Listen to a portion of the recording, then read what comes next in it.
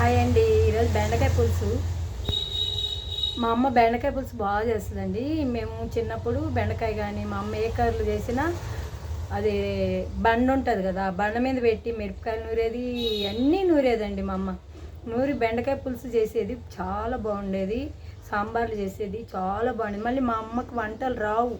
అప్పట్లో అంత గారాభంగా పెరిగింది మా అమ్మ. మా తాతోళ్ళంతా మా అమ్మని ఎత్తుకొని తిరిగేవాళ్ళు. ఎంత పెద్దోళ్ళు అయినా సరే అంత మంచిగా చూసుకునేవాళ్ళండి. ఇదిగో బెండకాయ పులుసు. బెండకాయ పులుసు అంటే సంగటి చేసుకుంటే చాలా బాగుంటుంది. సంగటికి బెండకాయ పులుసు.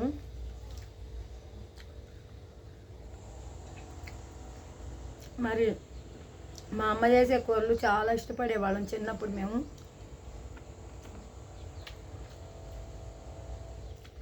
లైక్ చేయండి, సబ్స్క్రైబ్ చేయండి, కామెంట్స్ పెట్టండి ప్లీజ్ అండి. వీడియోలో ఎంకరేజ్ చేయండి.